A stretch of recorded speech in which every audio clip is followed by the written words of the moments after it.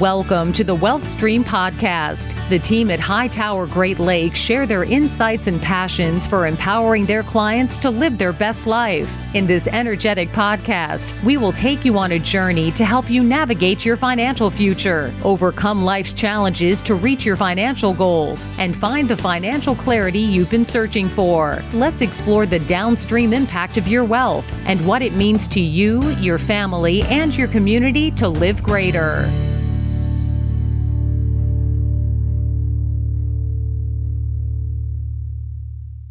Hello and welcome to the Wealth Stream with Tim Scannell from Hightower Great Lakes. Tim, how are you today? I'm doing great. I have a wonderful guest, and I just got a photo sent to me. My granddaughter, Eileen, it's her first day of first grade, so that made my day. Oh, man. That's a huge, big day. First grade, man. How old are you, Tim? I'm just kidding. I got married when I was 4. How's that? Perfect. Well, that's perfect timing. Well, that's exciting. And even more exciting is that you have Laurie Barkman on the show today. Now, why'd you bring Laurie on?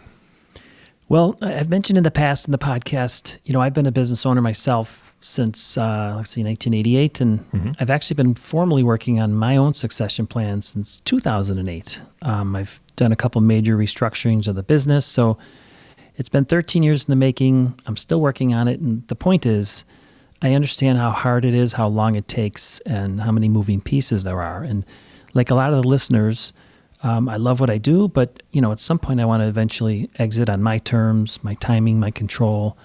And really in the past, I'd say 20 years, I've focused, since I've been focusing to a great extent on exit planning with business owner clients, I've worked on dozens or helped dozens of clients guide them through the maze of these decisions. But today, I wanted to throw out a bit of a twist, Eric, because I've talked a lot about exit planning, and I think people think when they think of exit planning as winding down. But today I brought in a guest to really talk about a lot of things, but partially is growing to exit. I've mentioned many times on all my podcasts that I'm a big fan of teams, and I'm certainly not smart enough to guide clients alone. I try to surround myself with great advisors, and Laurie Barkman is one of those. So I brought on Laurie today. I'll introduce her, but I thought the listeners would love to get to know her, and I think she could be an amazing part of any business owner's team. Great. I look forward to learning from both of you. Excellent. So I really found Laurie because I was listening to her Success Stories podcast. She talks about best practices, has a lot of great guests, entrepreneurs, and really focuses on some of the great stories about how people go through this process. Laurie is the founder of SmallDotBig, which is an advisory firm, a strategic advisory firm for owners of small to mid-sized companies. We talked about a little bit before this podcast, she does a lot of work to maximize their enterprise value prior to when they exit. She works a lot with succession planning with them, and she's got a specialty in some M&A strategies. So I'll just get right to it and introduce Laurie to the audience. So Laurie, hi. This is welcome to my podcast. I appreciate it. And I thought I'd just kind of briefly ask you how you got into the business, let's say. Tim, Eric, thanks so much for having me today. It's great to be here. How I got into the business. It started 25 plus years ago with a career and an interest in businesses that are small to big. How do we get there? And most of my experience has been in operating roles like marketing, for example, and strategy, where we're growing the top line in startups, in large enterprises, and everything in between. And then in my career, I was fortunate to have a role as a CEO. I was hired in from the outside to run one of the subsidiaries of a privately held company. It was a third-generation, family-led company in the transportation logistics space. And so as things go, with luck and hard work, the company was acquired by FedEx, a company we've all heard of and appreciate that company and how they do acquisitions. And so being on the inside, being part of that as the executive team, obviously I was up close and with that transaction and then the integration thereafter. And so that experience, I think, is really the start of my journey in realizing how much I appreciated all the complexities of what goes into mergers and acquisitions, and then my interest also in working with entrepreneurs more closely to help them achieve their goals. I've been in professional services now for a few years, but again, I have a 25-year, operating experience that I bring to the table. I've been in private equity, and I also have experience at a law firm and helping them run business development, which is really where I got connected into the exit planning, value acceleration network, and working with professionals in a collaborative way as trusted advisors on behalf of business owners. How do we work together with business owners to help them, again, achieve their goals? They've worked so hard to build their business, and they didn't do it alone. So why would they look to now transition or have a succession and plan that out alone? It's very difficult to do that. And so that's the role that I'm interested in playing as a trusted advisor with business owners. That's awesome. And I mean, one of the things that intrigued me when I listened to your podcast and I read more about you is just your diverse experience, because oftentimes you meet somebody who is a CPA or an attorney, or they have a very specific niche, and you've really done so much. So I imagine you add a lot of value to the clients. I've seen a lot, done a lot. Yeah, I'm sure. One of the things that also interested in me was, when I talk to business owners, oftentimes about exit planning, it's when they're at a point where maybe they're starting to think about it, maybe late in their career or at older ages possibly. But, I've listened to some of the information you provide talking about growth through acquisitions as a way to exit. So can you talk a little bit about that? And what do you mean? What do you think of when you say that? Well, it's really not so much on the exit side in the short term, because if you are looking to acquire businesses, it's really about growth. And we could talk about both sides of the coin, I think, in this conversation. But on the front end would be, if your business is growing and you want it to grow, there's different ways to enable that growth. And so one way to look at it is we call it organic growth, where the company organically, meaning the people inside of it, who's working on the team, partnerships that you have, how you're going to market products and services you offer, what problems you're solving. All of that sounds easy, but it's not, right? And so I appreciate there's a lot of hard work that goes into it, especially if you're a founder. And so I've worked with founder-led businesses, and it can take, 5-10 years sometimes before you really find that growth curve you're looking for. I just did a podcast interview yesterday with a gentleman who's the founder of a manufacturing company, 35-year-old company. They've reached over 50 million in revenue, quite impressive. And they've had an impressive 18% growth rate for the last 10 plus years, which is, again, very impressive overall, but also impressive for manufacturing. And so we talked a lot about that. What's his differentiation? What do they do better with their productivity, their efficiencies? But also, again, what problems they're looking to solve in a unique way for their customers. And also, one of the other things that he had mentioned was how they look to serve markets that are more disruptive, so technologies that are more disruptive, and they chase that business and they look to grow that over time. Well, imagine if you're a technology company and you started from scratch. It just takes a while to get things going. So that's what I mean by organic growth. And so for companies that maybe are reaching a plateau with where they are, if they're privately held businesses, family-led, or perhaps an entrepreneur has purchased the company already, it's an existing entity. So they're concerned with organic growth, but then they also might be thinking about other ways to grow. And so growth through acquisition is certainly another strategy. And there's another gentleman who's been on my podcast, the podcast called Succession Stories. If you want to listen to this episode with Nelson Anderson, he was an entrepreneur, purchased the printing, like a franchise type of business from his father-in-law for about $400,000 in revenue, small company. Well, if you flash forward 8 years later, they've done 5-6 acquisitions, and they're all small, what we call tuck-in acquisitions. And for him, he was looking for certain things, what would make them more productive, help them increase their geography, their reach in the city that he's in, which is Baltimore.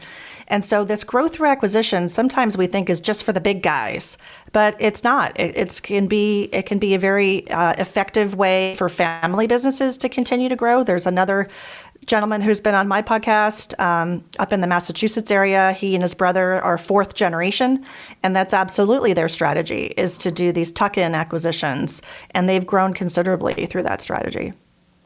Well, when someone's looking at a tuck-in, let's say, or when you're advising somebody to grow through acquisition and looking at tuck-ins, I know one of the things I've talked a lot about on our podcast is value drivers, things that drive the value of the company higher, things like process, management team, diversification of client base.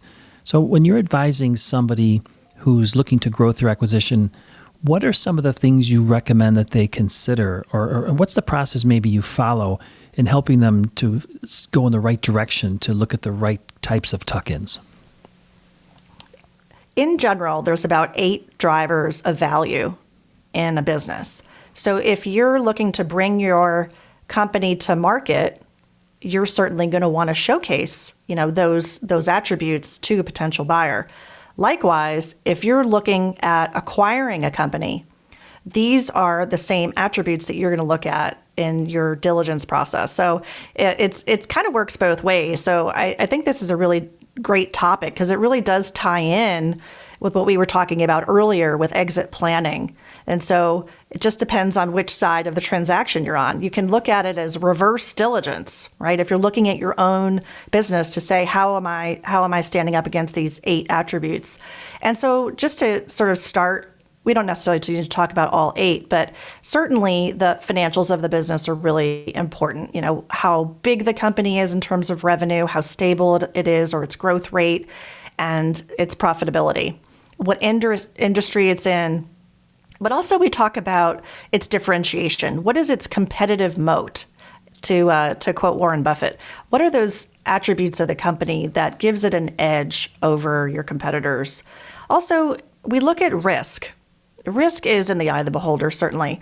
But for a company you're looking to buy, or if you're looking to, to sell, either way, someone's going to evaluate the level of risk in that future flow of profits or that cash flow. And so how much they believe that to be strong, right, or weaker, they'll apply discount factor. And so there's different ways to value a business, whether it's a multiple of EBITDA or it's a multiple on revenues. Either way, you're trying to come up with some sort of value for this prediction of future cash flow. So risk elements that could detract from that value might be the employees. Do the employees, are they, if they're really valued, do they have long-term incentive agreements? What's going to keep somebody motivated to stay? Do we know who the most important people are? Things like the owner themselves, he or she might be the most important person, which in and of itself, if you think about it, is a risk. Well, what happens if that person leaves the company? Will it stagnate? Will sales fall off? A lot of times, especially founder-led companies, the owner is the rainmaker. They are the ones who have the relationships with the customers. They make them happy. They know the market really well, yada, yada. What happens is that they also are the chief firefighter, problem solver. And so the business can't thrive without them. And a business that can't thrive without its owner is actually pretty much a worthless company. And there are a number of them out there, and that's not going to bode well on your valuation. So we look at that. We call it the owner's trap, and we look at what we call the hub and spoke measures. And by the way, I have an assessment that I use that I can measure with some numbers and where is a business today. It's important to know where they are on these 8 dimensions. Are they green, red, or yellow? And not only that from their own score, but also how do they stack up to their peers based on their industry sector? So those, I think, it's important to do that at least annually to check in on where you are, and then also use that assessment to set your strategy and your course. So if you're using that to evaluate companies, it can give you a good way to do diligence because, again, you're identifying where might be pockets of risk.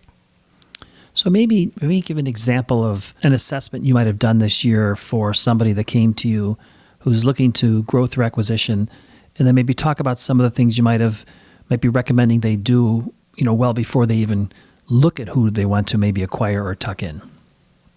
Yeah, there's one individual I spoke with who he and his brother have an investment group, and their space is in the, call it outdoor, signage, advertising types of space. And so they've been looking at companies to acquire.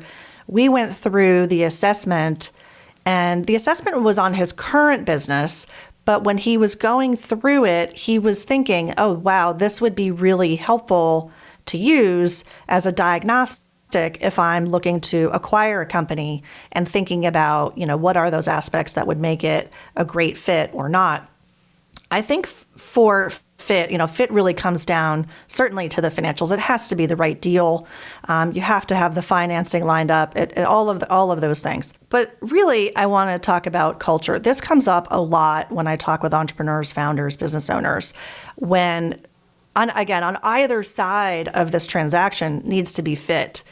And that's hard to put your finger on. So what makes it easier to discern is when a company has a well-defined culture, starting with core values, doesn't have to be a lot, can be 3, 4, 5, and having them on a piece of paper isn't enough. We have to define the behaviors, we have to use it, bring it to life in a way that makes it meaningful. So it might be when we're on track for performance, we celebrate.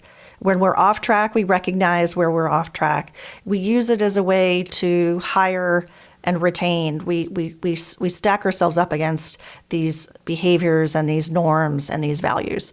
And so that comes up a lot in conversation around fit. Well, it sounds like you have a lot of process that you help your clients with.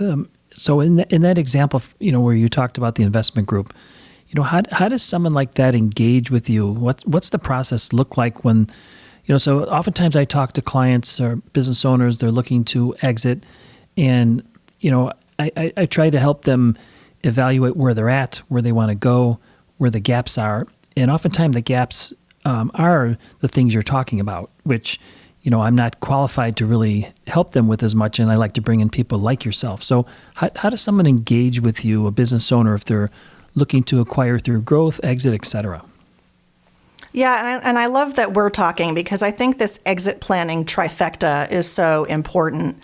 If they're working with you, Tim, and they're understanding how much money they need to fund their lifestyle and all the things that goes into that, whether it's travel and planning for their families, all of that. And they're going to probably start to set some sort of expectation for what they might need to either continue as income from their company, or if they're looking to sell, what they might need as a sell price for the business. And so I think starting with you as a wealth advisor, financial planner is super, super important. And then the question is, what is your business worth? And a lot of business owners have no idea. So that's where my process typically starts, is understanding the strengths of the company, where it is today, and we'll do an assessment and come up with a score on these 8 value drivers, as I mentioned. But then also we can do a valuation of the business, so they get an understanding from the market perspective what it's worth. And we look at different comps and different resources like that. And that's super important. So now we might have a gap. So if they think their business, or they might think their business is worth something and it's worth less, then obviously that's a gap. But sometimes people get the wrong perception. Yeah, exactly. So we have to address that. But then also, I think this larger gap, if I can call it that, of what do they need to retire or live the lifestyle they want versus what they might get from selling their company today. And that could be a big delta. So we have to then go into planning mode around strategy. And I like to tie strategy planning and exit planning together. They don't always have to be in the same meeting with the same people. But if we think about it from a big picture, there's a 2-prong approach. With strategic planning, what I love about it is it's galvanizing the team. It's galvanizing the senior leaders. It's a great way to include the next level down of management and key teammates, and really getting them excited about the future of the business and aligning on what needs to be done, which, by the way, should then tie back to this exit plan, value planning type of approach, where we've identified 3 or 4 key areas that we need to address to help reduce risk and increase value. And so if we say, well, okay, and I'm working with the owner in a consultative process for that and as an advisor, that's the exit value planning side, strategic side that ties in not only the business building side, but also, let's be real, this is personal. This is a personal decision, especially if their name's on the door. And so the more they work with the process and are part of it, and it does take time, then they'll be more ready when the day comes. And it's going to be a year, 2 years, 5 years, whatever that is. I see a lot of people who think they know what their business is worth and they don't. And then also just having realistic expectations about bringing it to market, because the matching of finding the right buyers and sellers, and that's what I do with my M&A work with Stony Hill Advisors, is I'm a partner with Stony Hill Advisors, and I can also represent these owners in a transaction and help them get rewarded for all of their hard work. Yeah, it sounds like I know just my understanding of the industry and how exit planning and growth works, and you're doing a lot of things. So how do you work with, like, how is your firm organized? Like, I know I'm also interested, I'm jumping around a little bit, but your name, SmallDotBig, so how did you pick that name, and what does it represent to you in terms of how you work with clients? The origin story. The origin story for SmallDotBig has to do with the game of pool, billiards. I was playing pool one evening many years ago against someone from Australia. And in the U.S., we say solids or stripes. Well, they said small dot or big dot. Oh, okay. And you can't unsee that, right? Once you see it, you can't unsee it. Right. So it just struck me as sometimes you see something new, you have this aha moment. There's someone that has identified something for you in a new way, and you're grateful for that. And that's the aha moment that I look to bring to clients. And then also more literally going from small to big, this sense of how do we help you get to where you want to go and achieve your goals. And so that's the other part of the name. Yeah, and I know just from working with clients for 30 plus years, and I know you doing the same, oftentimes these business owners get one shot at it. Like that investment group you talked about, they're going to certainly do more than is typical. But oftentimes the business owners I'm working with, it's 30 years of their life. They've created this business. It's everything to them. It's their legacy, and they get one shot at it. So you want to make sure that you help them do it right, so that they don't do it incorrectly and basically take too much risk, as you talked about. Right. So I guess just to kind of close out, I really believe firmly, one of the reasons why I was excited about having you on the podcast today was, I'm a big fan of team. I'm a big fan of bringing in advisors who can really help business owners grow and exit, so that on their terms, their timing, they control it. I mentioned earlier that, I started looking at mine in 2008, made some major restructuring in 2018 in order to try and make it happen because, as you said, I looked at the value drivers. What are going to be the drivers of value for my practice, and how can I grow that so that I can provide financial security for my family? How can people get hold of you if they would like to engage you, work with you? And again, I'll just say to the audience, I highly recommend they do this. So talk about how they can get a hold of you and what will happen. Well, that I certainly am open on LinkedIn, would love for people to reach out directly there. And if you'd prefer to contact me via email, my email is lbarkman@smalldotbig.com. So that's my email. And my website, same, is smalldotbig.com. And you can schedule time with me there as well. And I look forward to speaking with you. I love to talk to people about their companies, their entrepreneurial journey, what goals they have. I love what you just said, Tim, that people are able to grow and exit on their own terms. I share that philosophy. It's not always about a sale. It might be a succession to family. It might be, maybe a transition to management if it's an internal transaction, or it might be an ESOP if the company is big enough. And so I can work with business owners to meet them where they are and help them achieve that vision.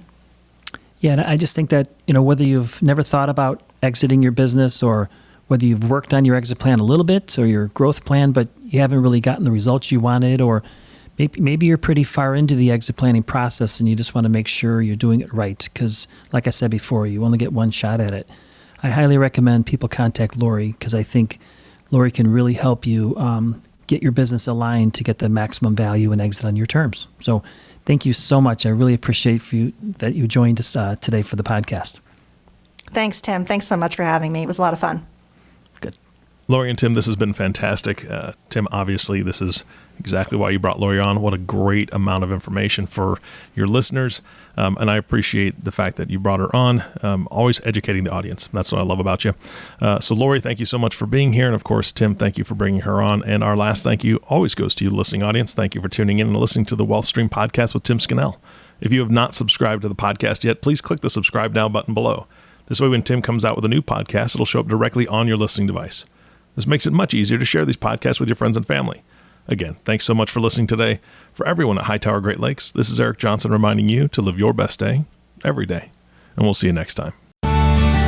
Thank you for listening to the Wealth Stream podcast. We hope you gained some valuable insight that you can apply to your life and share with others. Please don't forget to subscribe below to be notified when new episodes become available. And don't forget to live greater. The information covered and posted represents the views and opinions of the guest and does not necessarily represent the views or opinions of Hightower Great Lakes. The content has been made available for informational and educational purposes only. The content is not intended to be a substitute for professional investing advice. Always seek the advice of your financial advisor or other qualified financial service provider with any questions you may have regarding your investment planning. Hightower Great Lakes is a group of investment professionals registered with Hightower Securities LLC, member FINRA and SIPC, and with Hightower Advisors LLC, a registered investment advisor with the SEC. Securities are offered through Hightower Securities LLC.